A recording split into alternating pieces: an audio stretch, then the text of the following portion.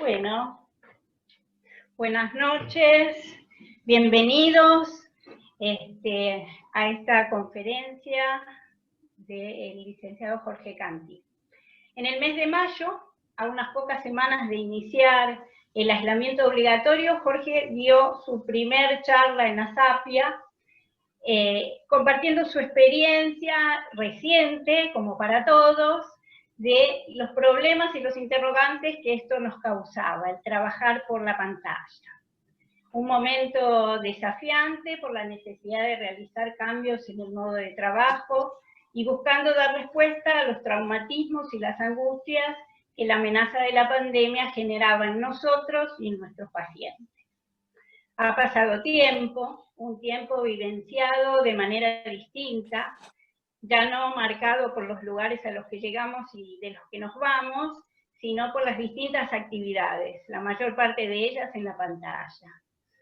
Casi a 9 meses, 8 meses y algo de este nuevo modo de estar, hay muchas reflexiones posibles sobre lo que ha sido esta experiencia colectiva, sobre las modificaciones que tuvimos que realizar en los dispositivos de trabajo, las consecuencias y los problemas y beneficios con los que nos hemos encontrado.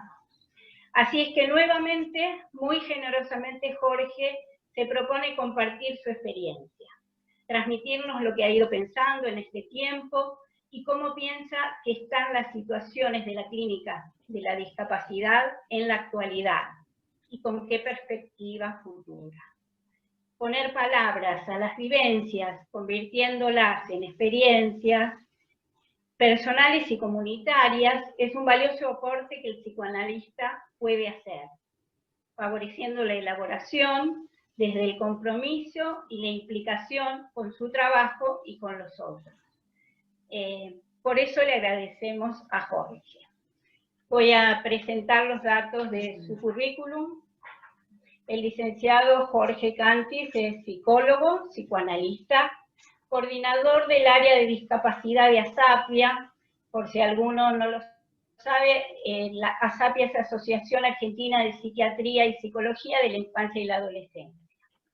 Es director de la formación posgrado Discapacidad, Entramados Singulares, Familiares y Sociales, que comienza en marzo del 2021 con modalidad online en ASAPIA. Es autor del libro Discapacidad, Reflexiones psicoanalíticas e intervenciones posibles, Familias, Subjetividad, Terapeutas, publicado en marzo del 2020 de Editorial Vergara. Es coautor del libro De Vínculos, Subjetividades y Malestares Contemporáneos, compiladora Ileana Fischer, editorial Entre Ideas, octubre del 2020. Es director de la carrera de especialización, Discapacidad, Campos de Intervención, Subjetividad e Interdisciplina, en el Colegio de Psicólogos de Mar del Plata. Es director de la carrera de especialización, Discapacidad, Perspectivas Subjetivas e Intersubjetivas, en el Colegio de Psicólogos de Bahía Blanca. Es profesor titular de Psicología 3 en la licenciatura de Fonoaudiología de la Facultad de Medicina de la UBA. Es profesor titular en la carrera de especialización en Psicología Clínica de la Discapacidad de la Facultad de Psicología de la UBA. Es profesor titular de Abordaje Psicosocial de las Discapacidades en la maestría en Problemas y Patologías del Desvalimiento de la UCES. Es supervisor institucional en centros educativos, terapéuticos e instituciones de educación especial. La conferencia que hoy nos presenta Jorge la tituló ¿Cómo llegamos a fin de año? Hipótesis y preguntas, familias, niñas, niños y adolescentes con discapacidad. Muchas gracias, Jorge. Te damos la palabra. Bueno, muchas gracias a ustedes, muchas gracias a ASAPIA, a todo el comité organizador para que esto funcione de esta manera. Agradezco a Camila, nuestra secretaria, Claudio, que también estuvo con las inscripciones, Marcela, bueno, Alicia, que no la veo, que también va a estar por ahí, Mariana Corrima como presidente que posibilitó también esta cuestión. Bueno, ¿me escuchan bien? Esto es lo importante, que me escuchen bien, bárbaro. Prefiero que estén los que pueden con las cámaras, porque siempre está bueno ver a quién uno le habla, ¿no? Obviamente es muy difícil hablar, especialmente cuando uno habla en canal YouTube, uno no ve a nadie, entonces acá podemos ver a todos, a todas, y esto me parece que está bueno, ¿no? Como parte de la virtualidad. Bueno, ustedes cuando ustedes ingresaron, había las promociones del posgrado y había el flyer de esta conferencia y vieron que había una música todo el tiempo. Esta música no es casual, esta música yo pedí al comité organizador que introduzcan y voy a hablar de esta música que me da el pie para la conferencia. La música que se pasó es la música que se llama Jerusalema, que es un grito de esperanza contra la pandemia. Este es un himno que viene de Sudáfrica en idioma Venda, y que es un grito desesperado buscando la esperanza frente a la pandemia.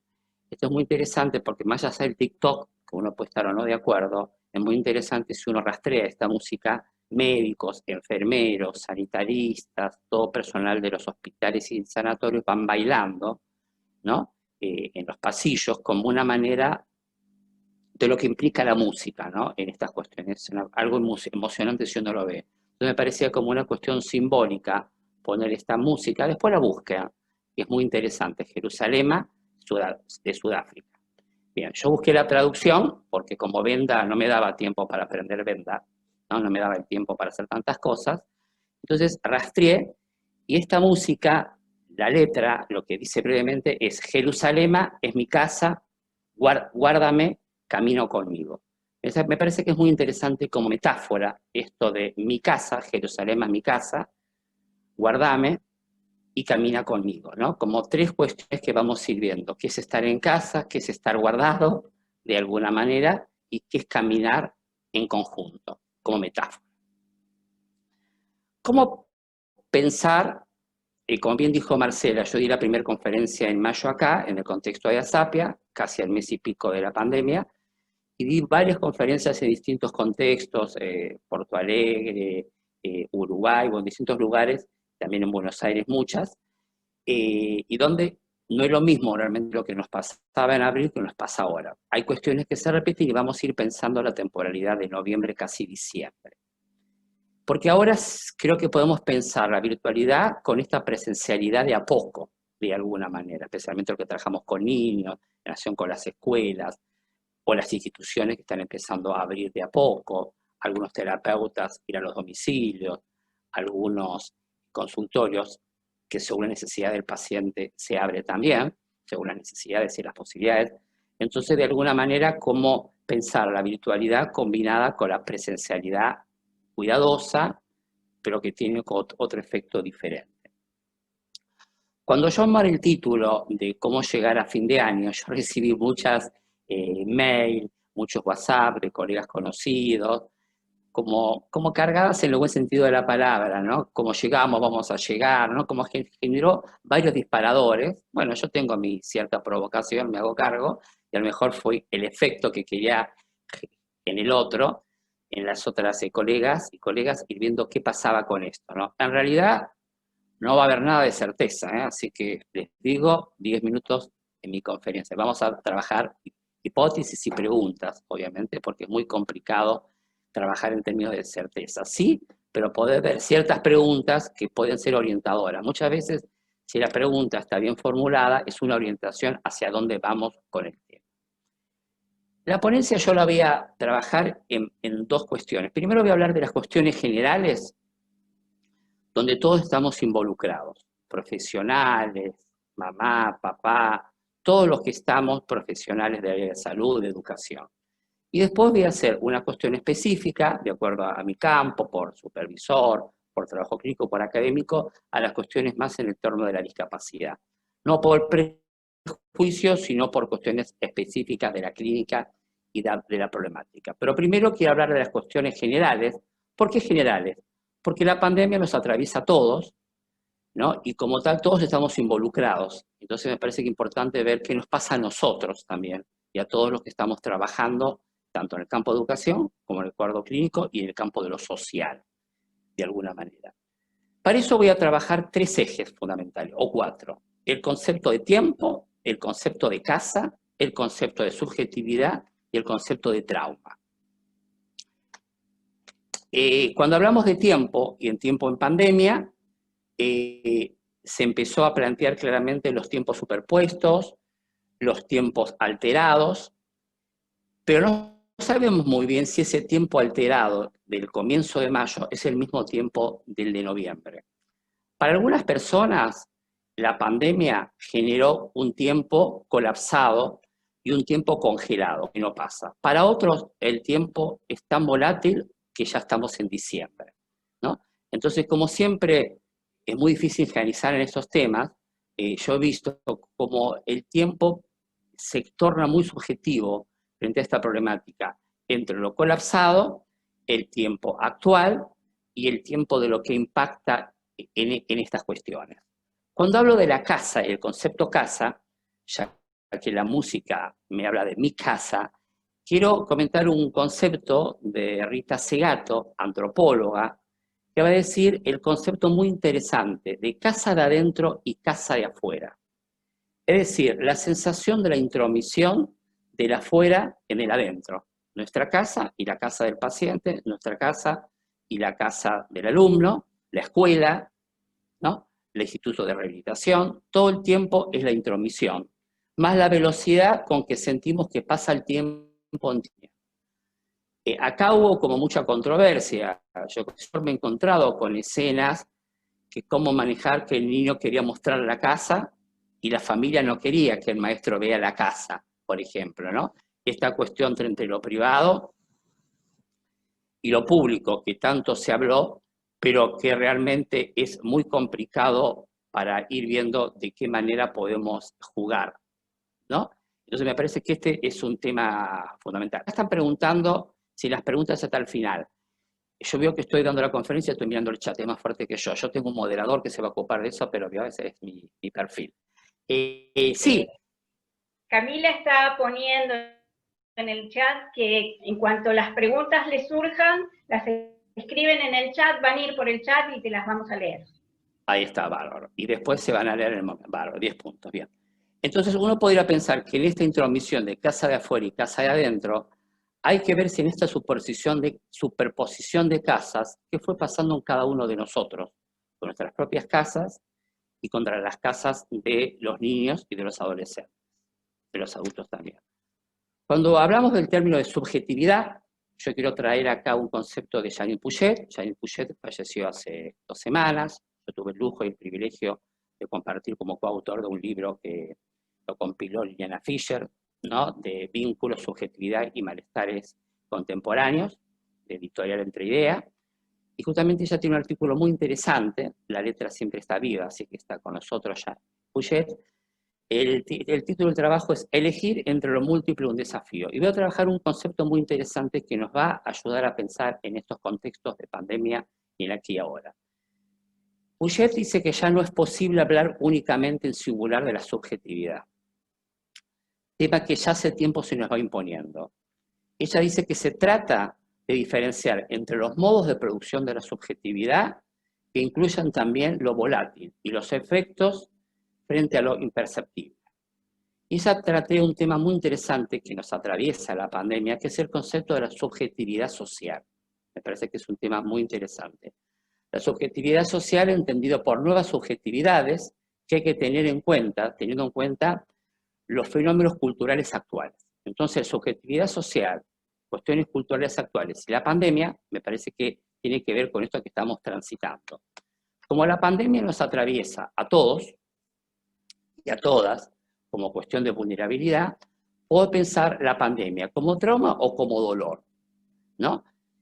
Al principio de la pandemia yo sentí que había una euforia por adaptarnos a todos los dispositivos, todas las cuestiones que podíamos rápidamente. Yo, por ejemplo, trabajando en el campo universitario, rápidamente tenía que aprender plataformas, rápidamente como euforia, como una casi maníaca, pero me parece que esa euforia era como una manera de defendernos del dolor de lo que implicaba esto que estaba transitando. Que si bien no sabíamos muy bien, sabíamos que en Europa ya hablaban de muertos, de infectados. Sin embargo, y me parece que esto es lo que yo quiero pensar con ustedes, ¿cómo pensar la pandemia como un gran acontecimiento al decir de Badiou y fundamentalmente pensar la pandemia en términos de trauma? Para el psicoanálisis sabemos que el trauma tiene que ver con la cantidad y la dificultad de procesar, lo de adentro y lo de afuera, lo cuantitativo. El trauma es cantidad, y hay algo que es la pandemia, es cantidad. Cantidad de lo que escucha uno y cantidad de lo que tiene que procesar.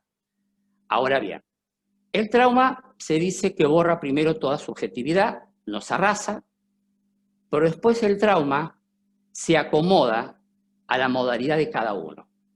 ¿Qué quiere decir esto?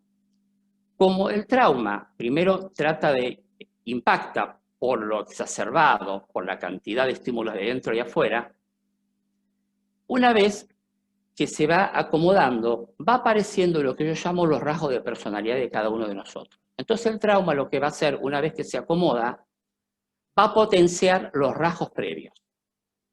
Es decir, que de alguna manera, ¿qué pasa en pandemia y en todos estos meses? Una persona muy temerosa. Seguro que una vez que el trauma se acomodó, va a aparecer ese temor, pero más exacerbado. Entonces, hay algo del trauma y hay algo de la personalidad exacerbado. Entonces, lo que tenemos que ir viendo, que cómo llegamos a fin de año, como empezar a preguntarnos, es de qué manera lo exacerbado va a tener fuerza en esa estructura psíquica del niño, del adolescente, con o sin discapacidad, lo que se exacerbó. Y tenemos que estar muy atentos a lo exacerbado y revisar esa exacerbación de enojo, de impaciencia, de depresión, de sin futuro, todas las cuestiones. Pero también el trauma puede inaugurar algunas cuestiones, ¿no? Entonces, eso también hay que tener en claro. Por ejemplo, trastornos del sueño, ¿no? Donde uno puede decir, pero yo nunca tuve problemas del sueño, a partir de ahora no puedo dormir. Entonces, también tenemos que ir viendo qué es lo que se inaugura como rasgo distintivo, efecto del trauma. Entonces, el llegar a fin de año implica que hay que revisar cada uno de nosotros aquello que se potenció, que se exacerbó de nuestra personalidad, y ahí tenemos un abanico y podemos estar hasta las 12 de la noche, pero también tenemos que revisar aquello que realmente apareció como lo nuevo, como lo impensado, lo imaginable, y que hay que ver cómo convivimos con eso, y nuestra gente, nuestros vínculos, en nuestras casas pueden convivir con eso que se inauguró. Y que después vamos a ir viendo como las consultas que yo recibí en pandemia, como aquello de lo exacerbado, pero también de lo nuevo, de lo impensado de alguna manera. Bien, entonces uno podría pensar que lo que se exacerba son como aquellos núcleos neuróticos que están ahí y que tienen mucha fuerza en este momento de pandemia. Que algunos van a poder por sí mismos y algunos van a pedir ayuda porque con los recursos que tienen no alcanza, no es suficiente. Si nosotros pensamos la metapsicología neurosis traumática, eso implica que hay un arrasamiento de la coraza de protección ante estímulo. Esta coraza de protección ante estímulo nos permite la diferenciación del adentro y del afuera. Y podríamos pensar que este trauma, con la intensidad que tiene, por las noticias, por la información, nos va arrasando, pero nos va perforando esa coraza. Vieron que cada vez más se dice que, bueno, ojo con las noticias, cómo manejamos, cuánto escuchamos por día, y que esto que lo otro. Y los que trabajamos con niños y con adolescentes tenemos que ir viendo cómo se filtra esto en la cabeza de un niño, estas informaciones. Aunque la familia no esté todo el tiempo, pero como es un contexto de muerte, es un contexto de infecciones, tenemos que estar muy atentos cómo el niño graba, inscribe todo el tiempo esas cuestiones, esos numeritos de muerte que los noticieros nos pasan, de alguna manera. Entonces, que este es un tema importante. Y no pasa por prohibir a la familia, sino a ver qué hace la familia con todas estas cuestiones de la información.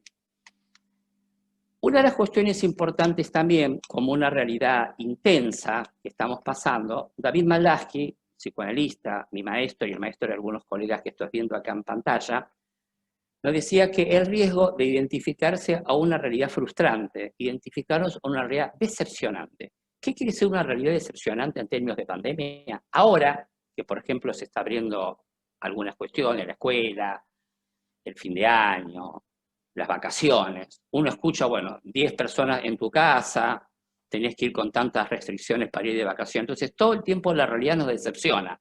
Nos abre y nos decepciona. Entonces, tenemos que trabajar también qué hacer con esa realidad que nos frustra y que nos decepciona todo el tiempo, de alguna manera, pero que de alguna manera abre algo más de la realidad. Bien.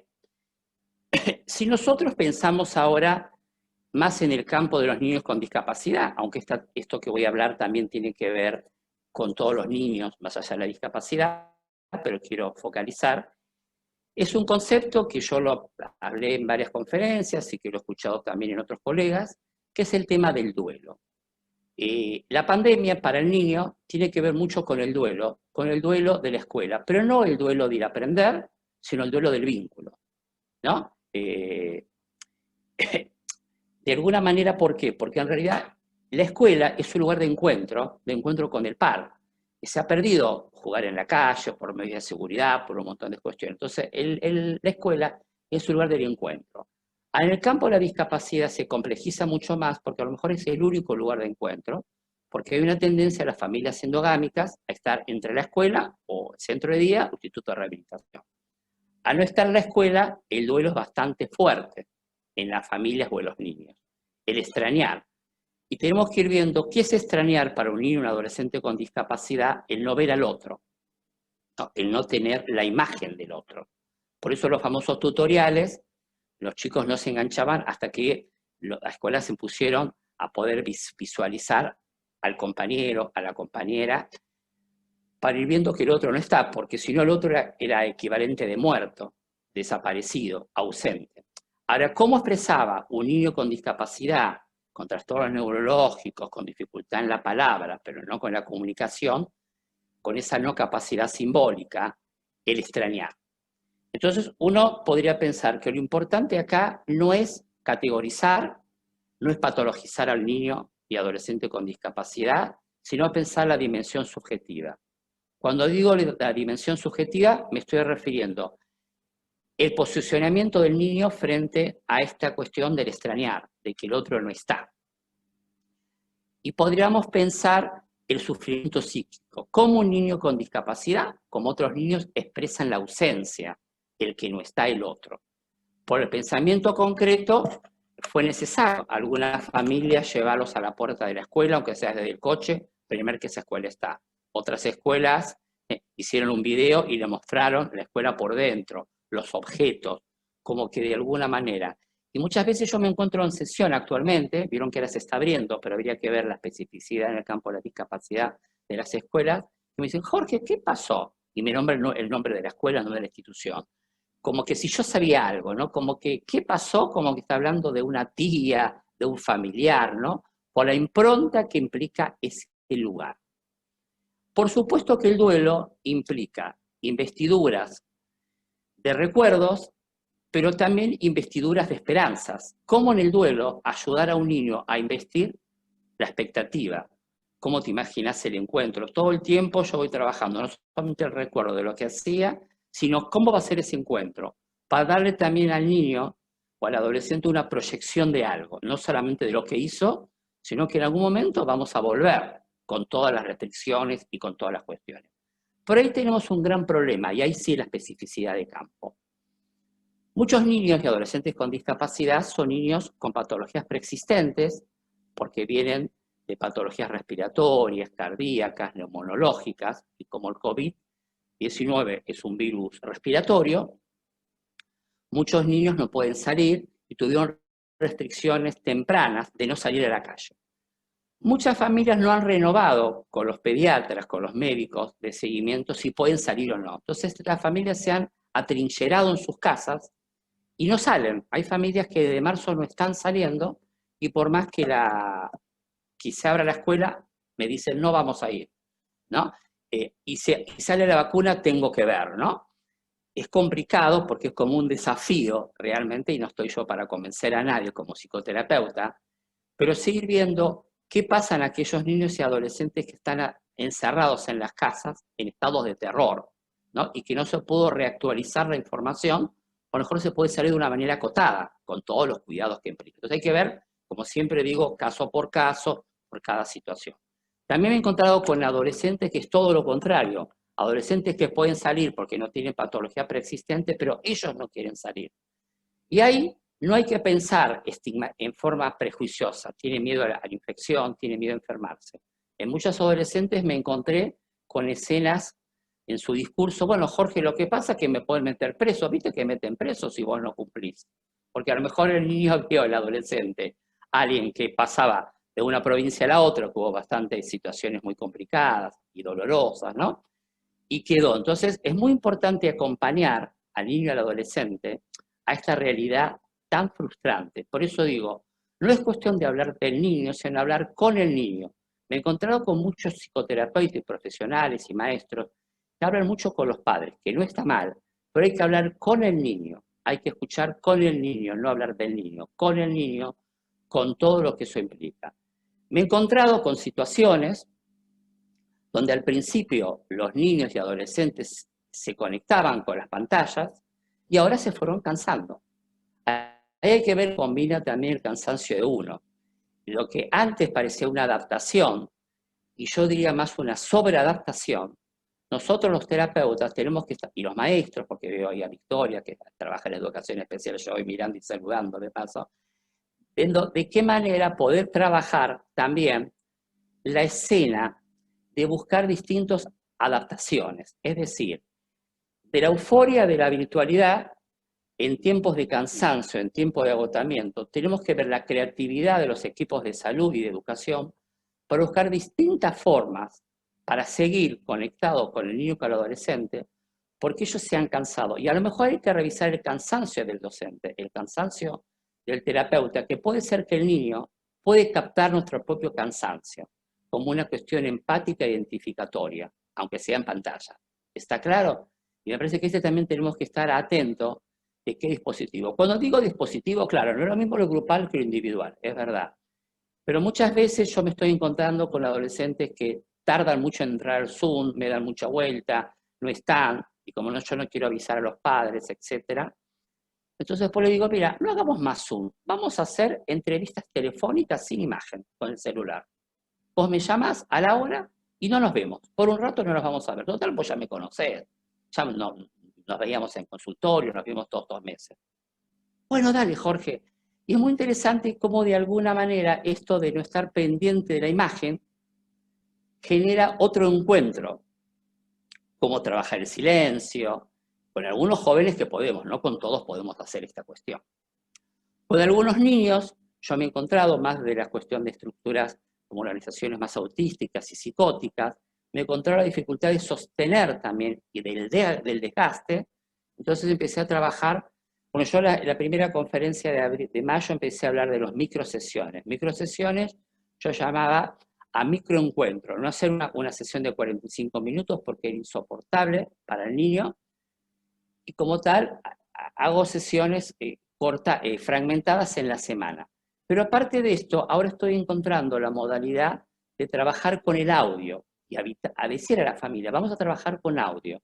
A veces con el celular de la mamá, porque a veces por la patología no tiene o por muchas cuestiones, no es una cuestión económica, sino por las características, que vamos a ir pensando por qué no tenían estos jóvenes o niños un celular, o lo tenían para escuchar música. Y ahí podemos pensar el concepto que plantea Didier Sie, que yo lo tengo publicado en el último libro, en esta compilación, donde Didier Sie habla la voz como envoltura, la voz como envoltura psíquica. Y muchas veces el niño no hace falta que nos vea, nos puede escuchar, y con escuchar tiene un efecto terapéutico por excelencia. Así hace un niño que nosotros lo atendíamos antes presencial, como digo, en la vida presencial, como aquellos niños que surgieron consultas nuevas y que conocieron la voz, ¿no? Y muchas veces lo que hago, yo anticipo el encuentro para familiarizar la voz, esa voz que envuelve, esa voz que sostiene, como dicen los lingüistas, el baño de palabras, el baño de sonidos, organiza mucho más que la imagen, y es probable que se agoten. Miren, los otros días, hace un mes, yo recibí una consulta de una directora de escuela común de secundaria, desesperada, y yo me sonrío, pero por si está acá me sonrío acompañando, por las dudas, que estaba desesperada porque un grupo de quinto año de una escuela privada, 18 alumnos, mandó un mail a la dirección de la escuela diciendo, bueno, estamos estresados y hartos de las pantallas y los Zoom, nos tomamos una semana de vacaciones, la semana que no pudimos tener de egresados, así que no nos molesten. Y no entraron por una semana. La directora pensaba que iban a entrar y ellos no entraron y bloquearon todas las comunicaciones, ¿no? La directora impactada, fuerte, y que tenía que ver con esta cuestión de, bueno, seguro que se jugaba ahí de lo frustrante del viaje, de lo que implica no poder cerrar el quinto año, ¿no? En mi trabajo, después si quieren les cuento la estrategia, pero la estrategia fue trabajar con los directivos, con el equipo docente, con los padres de los 18 alumnos, y muy tarde empecé con los alumnos, ¿no? Obviamente, porque creo que el tema estaba ahí entre los adultos, y me di cuenta de la presión y la exigencia de esa escuela puntualmente, ¿no? Que no los dejaba descansar, y ellos se tomaron la licencia de las vacaciones. Y no aparecieron, ¿no? Fueron 7 días que bloquearon, los padres desesperados, ¿no? Y podemos ir viendo que había un pedido de ayuda, de alguna manera, sin ánimo de etiquetar, sin ánimo de estigmatizar. Me parece que encontró estos jóvenes la forma de poder defenderse frente a tanta cuestión. Bien. Voy a tomar un poquito de agua.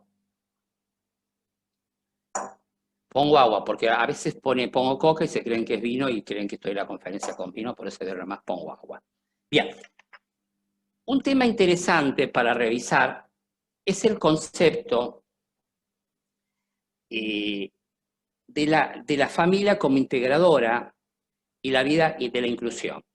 Vieron que en el campo de la discapacidad todos trabajamos por el tema de la inclusión escolar, la inclusión social, esos paradigmas tan fuertes. ¿Qué pasa ahora con la inclusión escolar y social? Los niños y los adolescentes, especialmente con discapacidad en la casa. ¿Cómo se fortalece y se exacerba la endogamia, el encierro, el aislamiento que es social, obligatorio y preventivo? Y si tenemos que ver con niños con patologías preexistentes, más, es imposible salir, es peligroso, no se sale. Entonces, uno podría pensar, yo siempre pienso en mis artículos, en el libro que tengo escrito, que digo que la familia es la primera integradora. Primero integra a la familia, después integra a la sociedad y la escuela. Primero hay que ver cómo la familia integra a su hijo con discapacidad. Muchas veces hay una demanda en lo social de cómo integra la sociedad y cómo integra la escuela, pero primero tenemos que ir viendo cómo el niño está integrado en su propia casa, desde lo cotidiano, desde todas las cuestiones. Bien. Ahora bien, uno podría pensar que una de las cuestiones en pandemia, y lo que yo estoy trabajando mucho, es la casa como taller inclusivo, la casa como laboratorio inclusivo, con auxilio de los maestros, de los acompañantes terapéuticos, y también producir algunas cuestiones que los adolescentes o niños pueden hacer, pero que puedan elegir.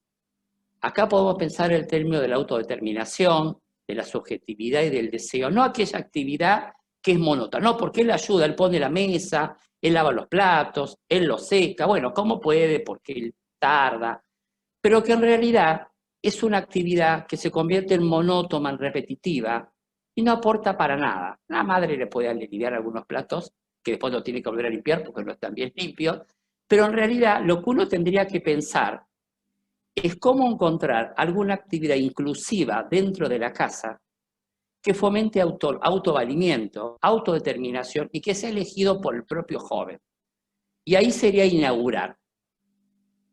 Es muy común que en las escuelas, en los centros de días, los jóvenes hacen taller de cocina, que es uno de los talleres que más le gustan a los jóvenes. Sin embargo, cuando están en casa, la cocina no, porque te podés quemar, te podés cortar. Bueno, algunos jóvenes tienen dificultades motoras importantes, la identificación en el movimiento, bueno, se va a acompañar, se va a acompañar. Pero ¿cómo asignar un rol desde la mamá y del papá?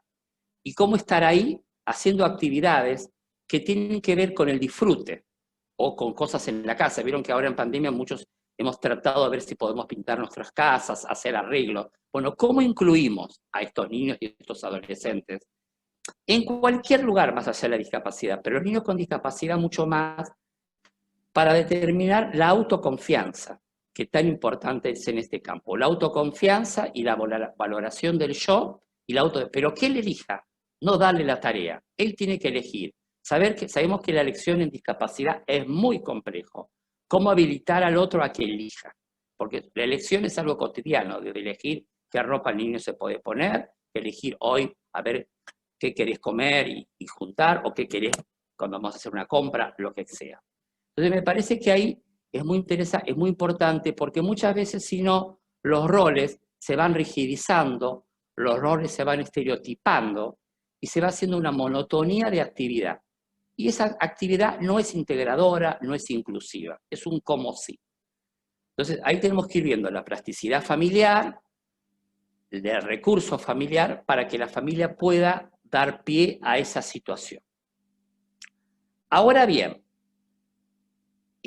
para algunas familias, porque no se puede generalizar y hay que ver en cada situación, caso por caso, como decimos los profesionales de salud y educación, tenemos que diferenciar aquellas familias que saben lo que es un aislamiento de aquellas familias que no. Los que trabajamos con niños que han pasado y que han sido prematuros y que han sido internados 100, 100 y pico de días, y que después que nació fue a su casa para tener asistencia en domicilio por problemas inmunitarios y se montó toda una asistencia en la casa, y después la estimulación temprana, que puede ser institución, la familia siguió asistiendo en casa. Las familias te dicen, Jorge, nosotros sabemos lo que es estar encerrado. Cuando nació Pablito, estuvimos encerrados 100 días en la internación, más 3 meses en casa, o 3 años, y son 3 años, no es una metáfora, de cual uno podría pensar que ese encierro es un déjà vu del aislamiento. Lo que uno tiene que diferenciar ahí es si la familia fue resiliente, si eso le recuerda como una situación positiva y que ahora tiene buenos recursos, o volver a una escena temida y traumática. Porque muchas veces el encierro de la prematurez implica pocas visitas, familia que no acompañó, familia que se horrorizó por el diagnóstico, entonces la familia quedó muy sola, ¿no? Entonces hay que ver, siempre lo que tenemos que ir viendo, que la pandemia nos va a actualizar vulnerabilidad. Entonces vamos a ir viendo con qué recursos contamos nosotros de la vulnerabilidad. Todo el tiempo la pandemia nos enfrenta con nuestras propias vulnerabilidades, personales, sociales. Y todo el tiempo tenemos que ir viendo qué recursos tenemos que ir viendo, porque por lo general esta pandemia nos hace hacer un juego entre la pérdida de la ilusión, el descontento, la angustia y la sensación de perder el rumbo. Por eso todo el tiempo tenemos que construir distintos rumbos y hacia dónde vamos. Creo que cuando digo cómo llegamos, es con qué llegamos. Es decir, con qué rasgo de personalidad llegamos, exacerbado a fin de año, ¿no? La impaciencia, el enojo, la intolerancia, todo esto inevitable, como también los estados más depresivos, ¿no? Una tristeza que embarga, ¿no? Porque a lo mejor tengo a mi familiar que no puedo ver, o la distancia, eso también tema. Yo también evalúo mucho el tema de la realidad socioeconómica de las familias, ¿no? Aquellas familias que tienen dificultades económicas, aquellas familias que a lo mejor cobran el sueldo. Ayer un papá piloto me decía, todo bien, yo sigo cobrando, pero ¿hasta cuándo voy a cobrar? Recién ahora podemos viajar, un piloto internacional que viajaba muchísimo, de cual lo enfrenta a una realidad muy extraña, y el beneficio secundario de los hijos, que los chicos están fascinados con este papá en casa. Y él, bueno, es un impacto muy fuerte por su profesión, porque estaba 3 días acá y 3 días en Europa. Entonces, ahí uno podría pensar cómo de alguna manera lo que es un beneficio para otro es un beneficio para otro. Yo he encontrado también situaciones de tensión con la escolaridad. Vieron que las mamás nos dicen los papás, yo tengo que ser maestra, tengo que trabajar. Vieron que está el teletrabajo, el exceso, y con ese exceso, de alguna manera está el niño con su tarea. En algunas familias, yo trabajé que la familia tenía que correrse de la escuela, tenía que correrse de la tarea. Qué metáfora, la escuela, porque la escuela estaba en casa. ¿Y cómo correrse? Bueno, en algunas familias si se podía poder incorporar un acompañante, un maestro de imágenes, ¿no? O un hermano mayor, porque a veces no hay posibilidades, no solamente económicas, no es que uno aprieta el botón y aparece un acompañante en pantalla. En unas situaciones sí. Y esto fue muy interesante porque la mamá le daba como ahora es mi posibilidad. Porque, ¿qué pasa? Yo siento que la pandemia vino a visibilizar situaciones que existían, pero estaban desmentidas. Es decir, que la familia sabía la dificultad del hijo. Pero al estar 8 horas en la escuela, con las terapias, eso estaba corrido de lugar. Ahora en casa se visibiliza mucho más todas las dificultades, se ponen en voz alta. Pero yo no sabía que él leía tan mal, yo no sabía que él no entiende el significado de las palabras. Entonces la familia, entre la angustia, ¿y por qué se angustia? Porque capta una vulnerabilidad y la reacción es, entre comillas, la violencia, el enojo, el grito. Entonces el encuentro con la escolaridad online era un encuentro violento, de tensión, ¿no? Entonces, por más que la maestra tenía buena voluntad, algunas escuelas me consultaban, yo decía, esta mamá en el buen sentido de la palabra hay que correrla, porque la mamá ya tiene muchas funciones, nutritiva, limpiar la casa porque la empleada todavía no puede venir, bueno, ahora sí, según algunas negociaciones, bueno, todo se va como abriendo de alguna manera. Pero ahí fue muy importante porque cuando el niño o el puber empieza la terceridad, vieron que en el campo de la discapacidad es un gran tema la terceridad. La terceridad es clave por este engolfamiento de los vínculos, por esta fusión, por esta endogamia. Y la pandemia nos vuelve a la endogamia, nos vuelve a los vínculos de encierro. Y la terceridad no está.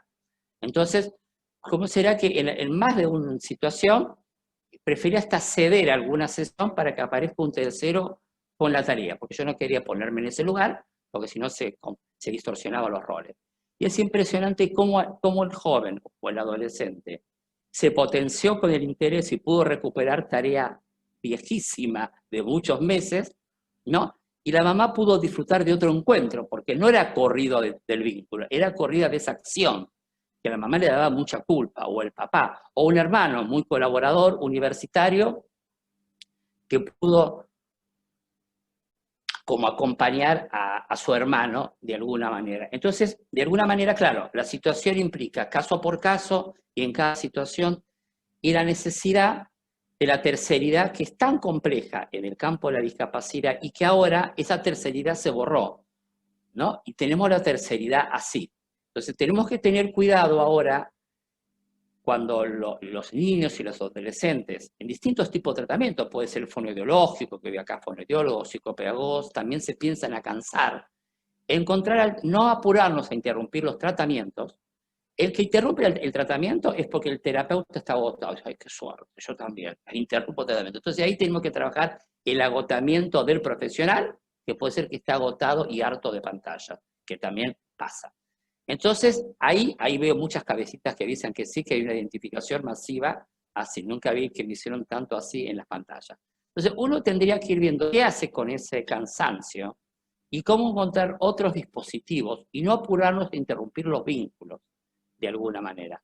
Ahora bien, noviembre siempre es un mes de agotamiento. Yo tengo un artículo sobre agotamiento profesional y traumatización en discapacidad y siempre lo doy entre noviembre y diciembre en todas las cátedras de las formaciones académicas. Qué paradoja que ahora este agotamiento se liga con otro agotamiento, con qué proyección tenemos, porque el agotamiento del año pasado, para esta época del año, que también estábamos muy agotados más de uno, era un agotamiento con una lucecita, ¿no? De las vacaciones, del descanso, de parar un poco, de la fiesta de fin de año, del encuentro con la familia, de los amigos, de esa proyección. Entonces era un agotamiento con una luz. Ahora este agotamiento tenemos que ver dónde ponemos la luz realmente en cuanto a proyección.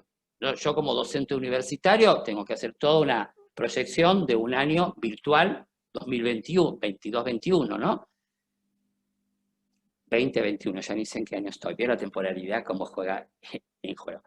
Entonces, uno podría pensar de qué manera también se juega este agotamiento en la proyección, ¿no? Porque no es el agotamiento del fin de año tradicional, sino que tiene otros visos.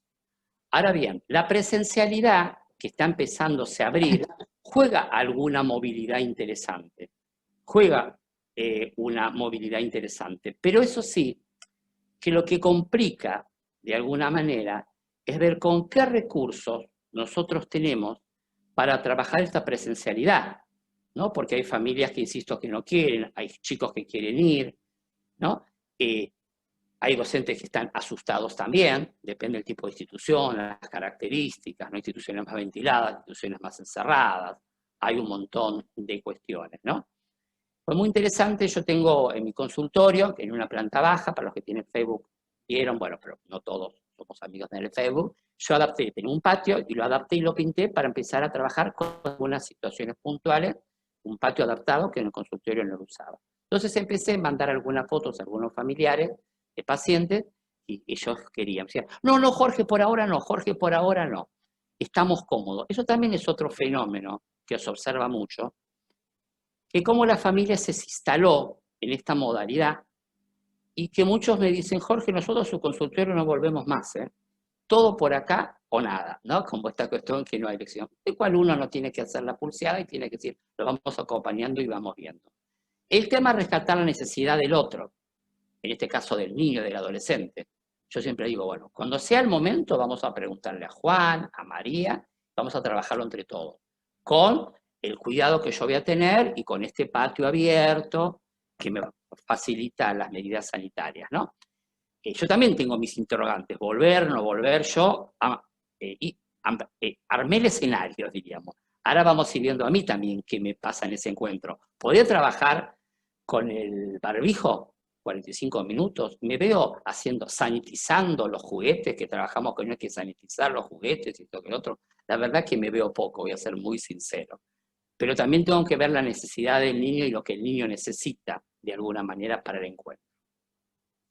Y así va a pasar con las escuelas, ¿no? Yo me encontré con algunos niños y adolescentes que fueron, ¿no? Algunos los frustró, algunos los emocionó, y lo que yo noto ahora, también trabajando en este campo, que el otro día, hoy una mamá me decía que se había emocionado porque pudo volver la kinesióloga después de 8 meses.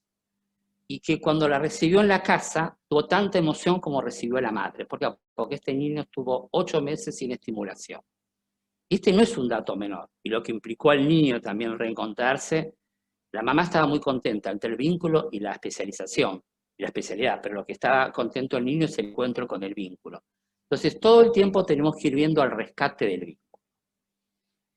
Y para ir más o menos redondeando, porque lo importante del intercambio y las preguntas, es las sugerencias y las estrategias en relación de cómo seguir frente a un agotamiento y frente a algo de la esperanza, entre comillas. Por más que la esperanza puede ser un término de un optimismo maníaco, y no es mi objetivo, sino poder pensar cómo sostener proyectos, creatividad y vitalidad. Nosotros tenemos que rescatar la vitalidad de cada uno de nosotros, renovar nuestra propia vitalidad.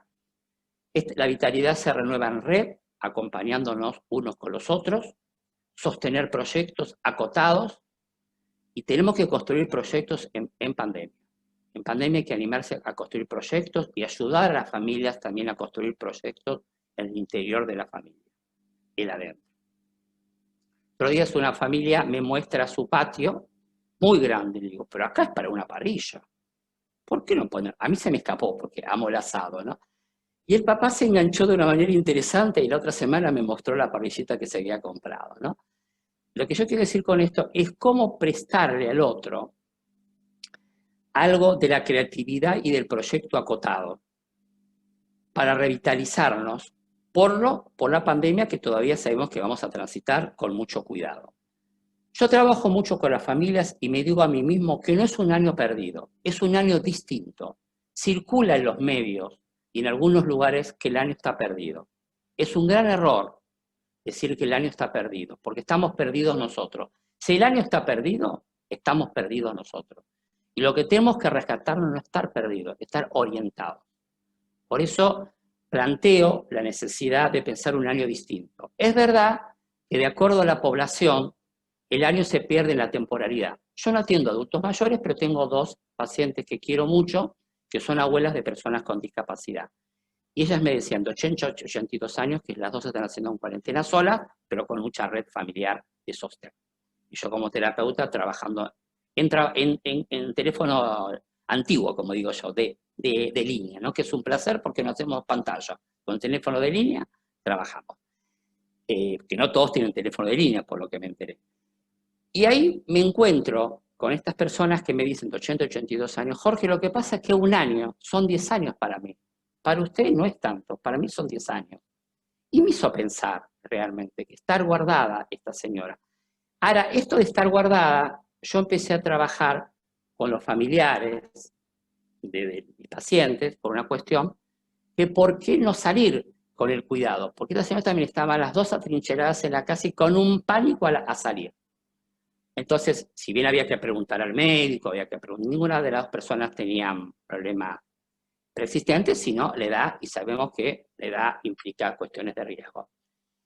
Y a las dos personas trabajé con los familiares en una sesión vincular que les pedí, y quién tenía que habilitar la salida. Y por ejemplo, eran los hijos que estaban aterrados a que salgan sus madres, no las madres. Las madres tenían muchas ganas de salir, ¿no?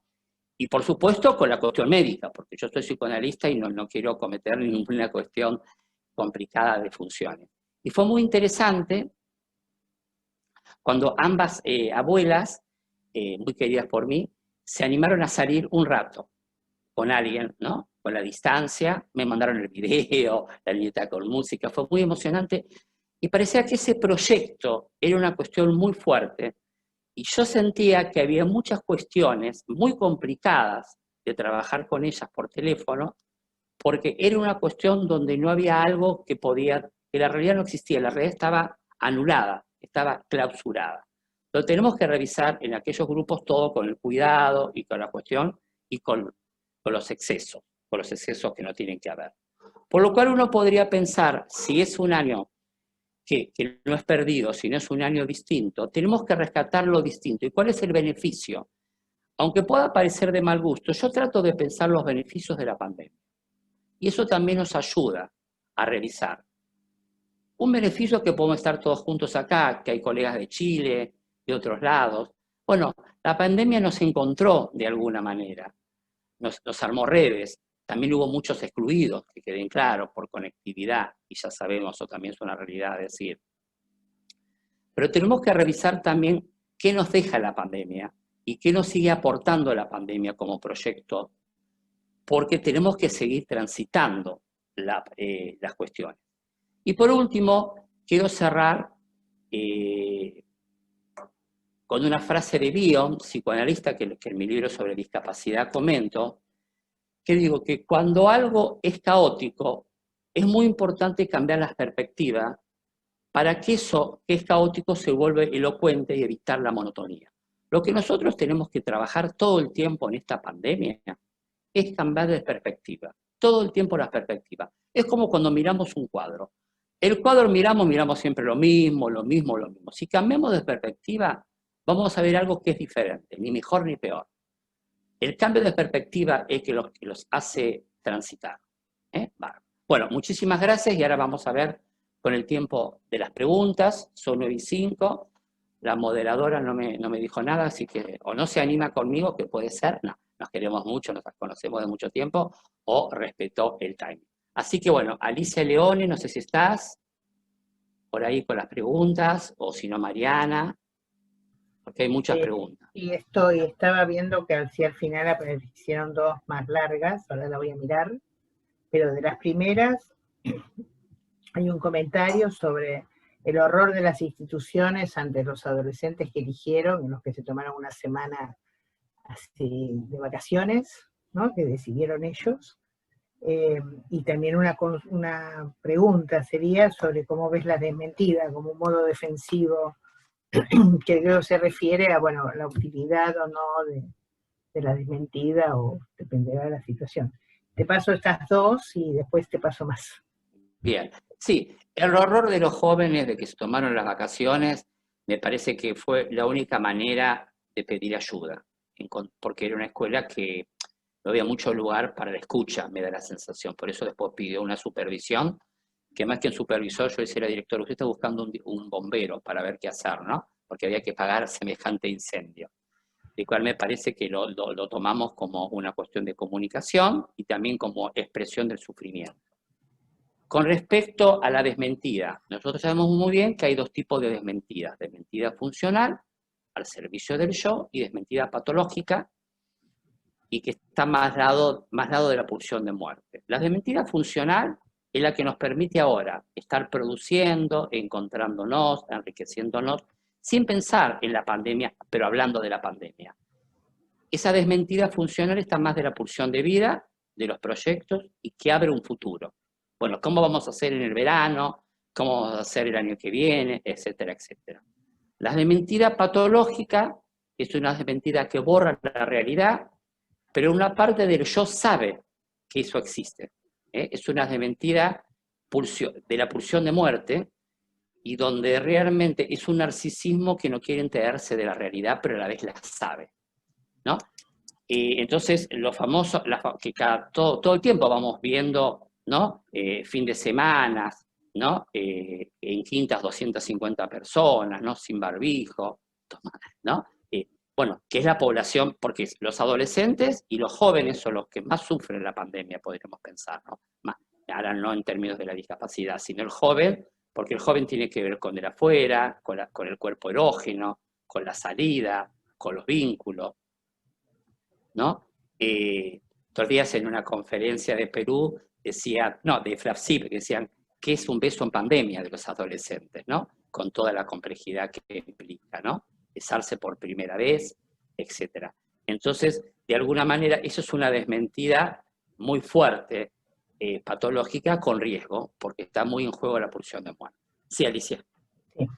Después, Ana María Lascar te pide el nombre de un artículo que nombraste, yo me perdí cuál es, pero bueno, algo al que hiciste referencia, y hay dos comentarios o preguntas sobre el problema de la transgresión del secreto profesional en las sesiones remotas, ¿no? Con esto de la presencia de los familiares, con el tema de la asistencia que hacen del joven o de la joven, pero que eso implica que estén por ahí, digamos, ¿no? Como, bien, sí, este es un dato que yo lo tenía por ahí y se me...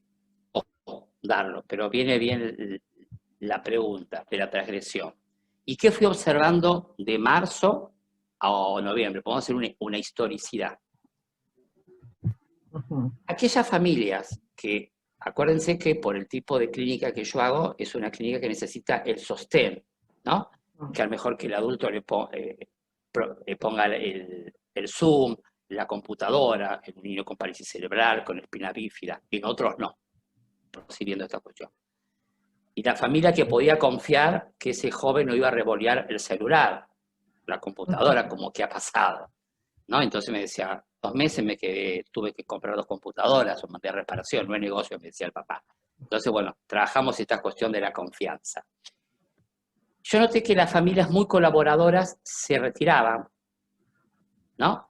Y había que trabajar con el niño y con el adolescente, que la presencialidad y la virtualidad, y cómo trabajar el timing de ellos. Por lo mejor ellos se iban, y venía la mamá y dice, Jorge, él está en otro lado ahora, déjelo, porque en el consultorio usted no se enteraba. Él iba a la cocina a buscar un poco de agua, que yo le permitía. Ah, sí, mire lo que me entero ahora, o iba al baño. Le digo, dije, yo espero. Y mejor yo me quedaba 10 minutos, y el niño volvía. Entonces la mamá había que hacer que, le digo, bueno, ¿qué va a hacer? Yo le decía, bueno, en estos 45 minutos, ¿qué piensa hacer usted? Aparte de querer escuchar la sesión. Yo trabajo mucho con el chiste y con el humor, porque esa no es su actividad de escuchar la sesión. Usted tiene que ocuparse en algo en estos minutos. Entonces yo a la mamá y a los papás, entre comillas, los ocupo, en el buen sentido de la palabra, y les pido. Algunos se van a caminar, hay alguien en la casa, etcétera, etcétera. Pero yo observé ahora que como el joven está cansado o el niño, las familias volvieron la carga otra vez a escucharnos, a estar presentes, lo que antes no estaba, como fenómeno casi regresivo o diferente. Lo que antes tenía como colaboradoras, ahora se me convirtieron en ayudantes de mi paciente que no quiere estar en la sesión o que está cansado. No como fenómeno diferente, porque se va complejizando el agotamiento. Entonces, lo que antes era euforia y fascinación, ahora está el cansancio. Porque sabemos muy bien que en el campo de la discapacidad el investimiento cuesta, entonces hay que renovar el investimiento, porque ese investimiento se convierte en monótono y aburrido. Y ahí, bueno, ahí voy, con el secreto profesional, bueno, es todo un tema esto, porque lo que yo planteo es que la sesión es del niño, es del adolescente, y pido salida. pero muchas veces yo veo sombras, porque digo, hoy no estás en tu habitación, este lugar no lo conozco, no, estoy en la cocina.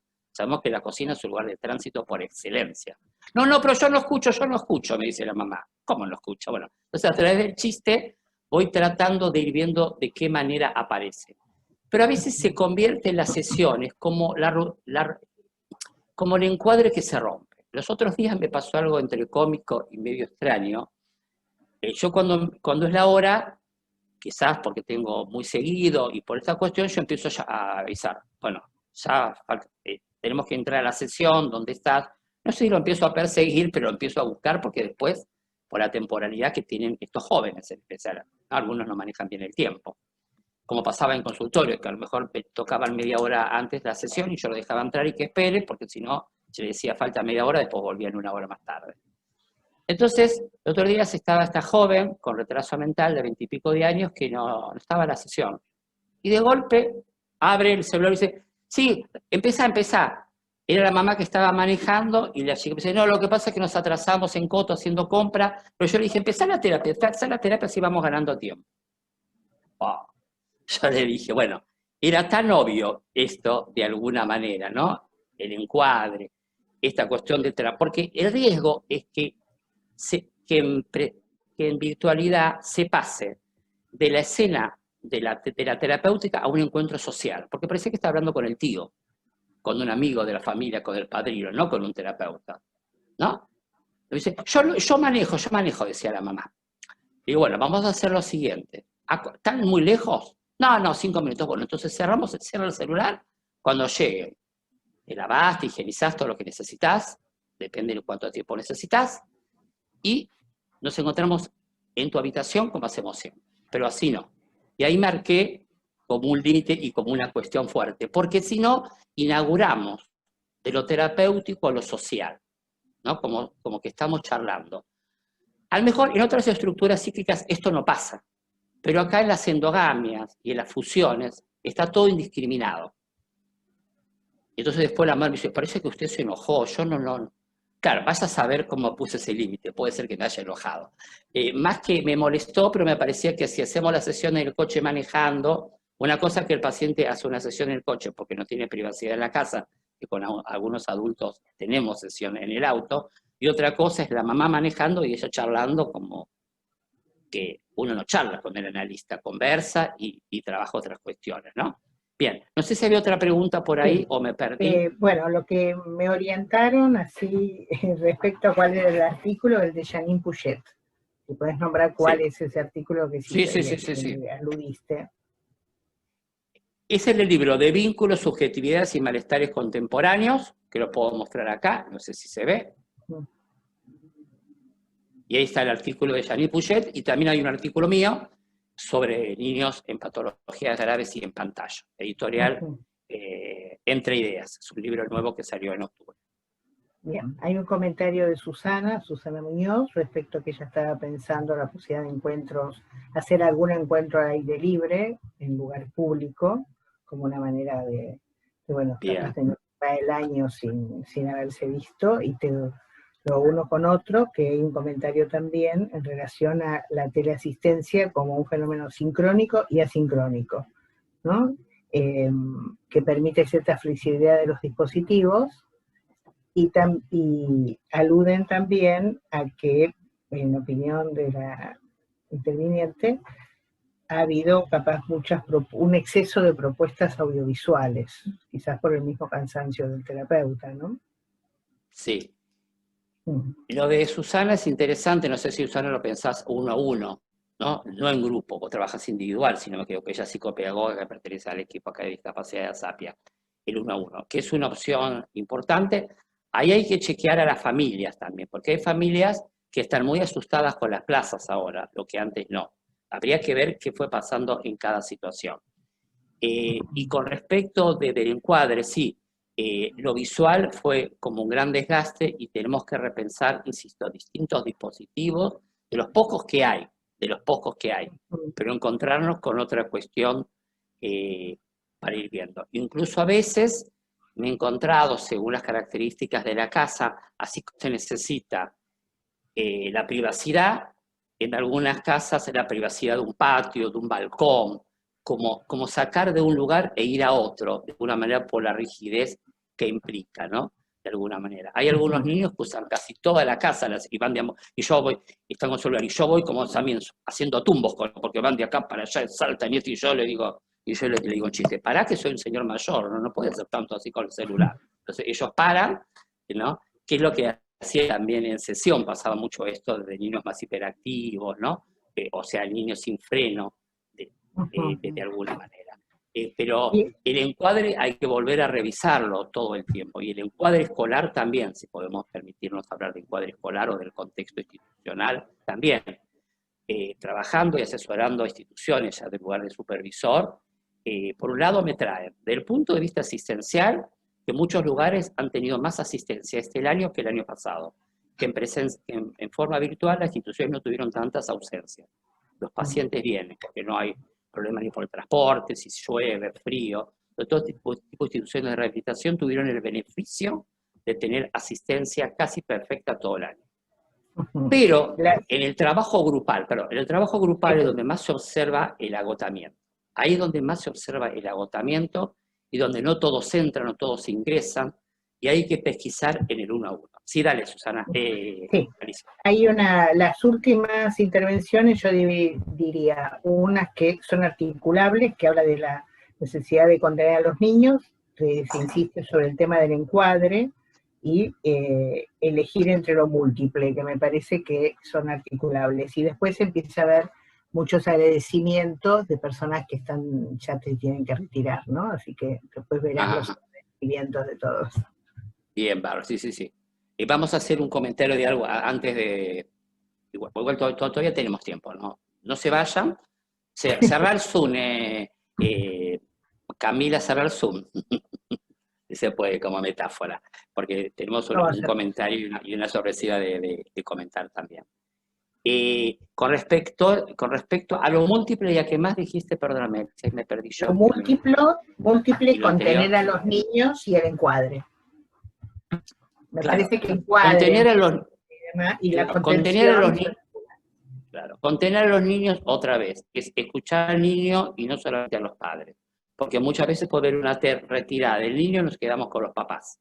Me parece que a los niños hay que seguir escuchándolos de manera muy particular. Puede ser por audio, por sonido, ¿no? Y yo comencé con muchos niños con dificultades para ir a la pantalla a través de la voz.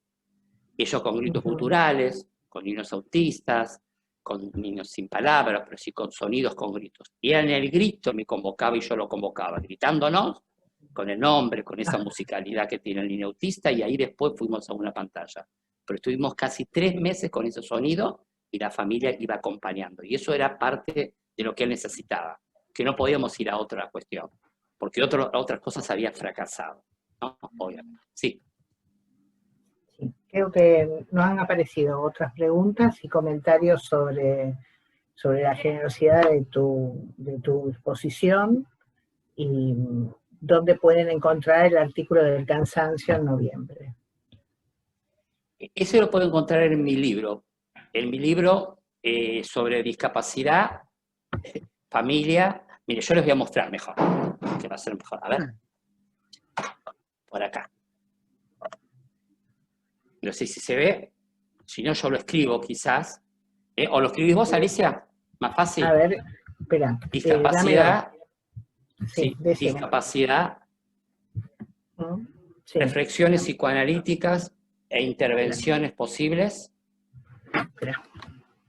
Sí, Discapacidad, reflexiones psicoanalíticas e intervenciones posibles. Editorial Vergara. Es un subtítulo, pero no aparece. Este libro, en realidad, lo publiqué en febrero y me agarró la pandemia. Pero bueno, acá está. Discapacidad. Bien, sí, ya está. Bien. Bárbaro, 10 puntos. Y ahí trabajo el tema del agotamiento y la contratransferencia. Ahora yo voy a escribir otro artículo también en pandemia, porque tiene como otras realidades por la proyección, ¿no? Porque vieron que el agotamiento se diferencia del estrés laboral, pero acá es algo más. Acá no hay ni estrés laboral ni agotamiento, sino es la identificación de una realidad que no es, que es decepcionante, ¿no? De alguna manera. Muchas gracias. Las últimas dos preguntas, ¿te parece? Sí, dos preguntas, y después, y quédense para el flyer. Sí, que es una es sorpresa y media sería esta conferencia, sorpresa y media. Sí, si se incrementó el trabajo en red con otros terapeutas, y también un comentario sobre que muchos profesionales trabajan con los padres solamente y que de esa manera pueden hacer un aplazamiento subjetivo del hijo en la medida que consideran que no se puede expresar. Sí. Entonces, creo que ahí, y lo digo con mucho respeto, son las dificultades del terapeuta. Lo digo con mucho respeto, creo que aparece el aspecto no creativo del terapeuta, a lo mejor la formación, hay que ver caso por caso y cada situación, que quede claro. Muchas veces la familia nos hace entender que no vamos a poder, ¿no? Ese también es todo un tema y nos bloquea la posibilidad. Ahí hay que ver la situación. Pero en muchas situaciones, con la complejidad, yo trabajo con niños neurológicos, con niños autistas, y que trabajo con niños con patologías graves, podríamos pensar, con un compromiso psíquico, donde está obturada la palabra, donde no está el cuerpo. En mi publicación, ahí hablo mucho también de cómo rescatar el cuerpo en pandemia. Vieron que el cuerpo en pandemia está tachado. Yo planteo mucho trabajar el cuerpo de nosotros. ¿Esto qué sería? No voy a hacer el TikTok, no se asusten, sino es mostrar todo el cuerpo, trabajar con cuerpo a cuerpo. Yo no trabajo con ningún niño con el torso, trabajo e insisto, ¿no? Y poder ver de distintos... ¿Me escuchan bien? ¿No? Porque se corrió. ¿Escuchan bien? Sí. Y trabajar mucho en relación con el cuerpo del otro, porque muchas veces un gran impacto para... Yo creo que muchos niños y adolescentes les cuesta trabajar porque no hay cuerpo. ¿No? Porque no está el cuerpo está tachado, el cuerpo está muerto, podríamos pensar, ¿no? Con estas estructuras psíquicas donde el pensamiento es muy concreto. Yo no te veo, Jorge, ¿dónde estás? Porque en realidad no estaba completo de lo que yo veía con un niño. Estamos hablando de estructuras primitivas, con fallas de organización psíquica, de alguna manera, ¿no? Y con algunos papás también. Yo, ¿cómo hincha, Jorge? Digo, sí, sabemos que soy hincha. Yo digo, bueno, vamos a vernos todo enteros. Porque, ¿qué pasa? Nosotros somos cuerpos preverbales, tenemos lenguaje preverbal, nosotros hablamos con el cuerpo todo el tiempo, y en discapacidad mucho más. Entonces, tenemos que ir viendo de qué manera poder rescatar el cuerpo también del adulto en la entrevista online. Y si uno hace distintas técnicas, podemos llegar a ver el cuerpo en su totalidad, poniendo distancia, esto que el otro, y podemos ver. Bárbaro. Bueno, bien. Yo no vi ningún agradecimiento. Queremos la sorpresa ahora. Bueno, dale. Vamos entonces a ver la sorpresa y media. Un segundito. Y después aparece la foto. Aplaudimos y después se pueden ir. Miren que conmigo es medio jodido la vida, pero bueno, es así. A ver, Camila. Bueno, yo les voy a comentar con mucha alegría y con mucho entusiasmo la nueva actividad, hablando de proyectos en pandemia y cómo rescatarme de todo esto, es una formación en posgrado. Yo siempre en ASAPIA he dado seminarios, es un área que fundé yo hace más de 20 y pico de años, pero siempre dando seminarios y también como docente del posgrado. Ahora voy a armar, y ya está armado realmente, el posgrado en discapacidad en tramos singulares, familiares y sociales. Muchos han consultado, estoy consultando. Lo que no consulté, yo lo voy consultando porque quiero hacer responder uno por uno para hacer transferencias y saber con quién vamos a trabajar. Dura 2 años, marzo. Después vemos otra cosa. Sí, pasemos. Pero lo más importante es que voy a trabajar con invitados de lujo, profesionales invitados y especialistas. Y acá paramos. Voy a trabajar con el doctor Jaime Talis, neurólogo infantil, Gisela Untolich, psicoanalista, Noemí Giuliani, fonoaudióloga, especialista como terapeuta de lenguaje. También nos va a acompañar Liliana Pantano, socióloga, que es la directora de la carrera de especialización en la UCA y decana de la carrera de Ciencias Sociales, de la universidad, de la facultad. Marcelo Rocha, psicoanalista con mucha experiencia en el campo de discapacidad, él es de Rosario, con publicaciones muy interesantes. La doctora Ruth Cassés, querida por mí, es directora actual de la maestría en problematología del desvalimiento de la UCES, la maestría que creó David Baldaschi. Cristina Oyarzábal, psicoanalista, es una especialista en temas de discapacidad sensorial. Bueno, Ruth Cassé es especialista en discapacidad auditiva, Cristina Oyarzábal es una especialista en bebés ciegos y niños con patología sensorial. Vamos a la última de invitados. Milena Fischer, psicoanalista, que es la compiladora del libro de Vínculos. Ella va a trabajar sobre el tema de educación y psicoanálisis. Bueno, la querida magíster Marta Llor, psicóloga psicoanalista. Ella es la directora de la carrera de especialización de Psicología Clínica de la Discapacidad de la UBA, que yo tengo el privilegio de trabajar con ella en 2 cátedras. Licenciada María Soledad Alba, psicóloga psicoanalista de Mar del Plata. Ella es coordinadora de la carrera de especialización que yo dijo en Mar del Plata, ya egresada, es especialista y también tiene mucha experiencia en el campo de instituciones. Lucas Edgar, psicoanalista también egresado de la carrera de especialización de Marta, fue alumno en nuestra formación, él tiene mucha experiencia en adultos con discapacidad.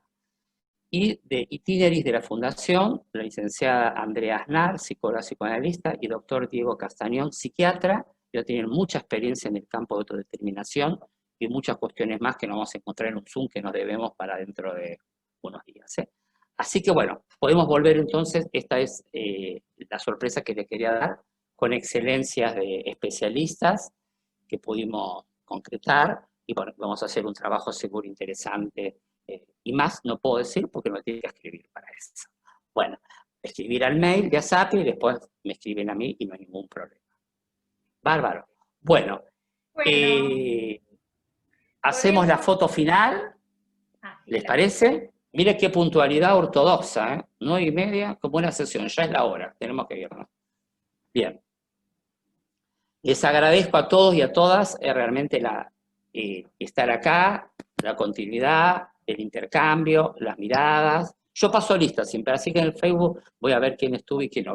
Hago la lista rápido, porque tengo algunos códigos con Verónica, Suárez por ahí, y otras cuestiones. Bárbaro, bueno, muy bien, estamos todos. La Viviana, bueno, amiga. Podemos desmutear los micrófonos para brindarle un aplauso a Jorge.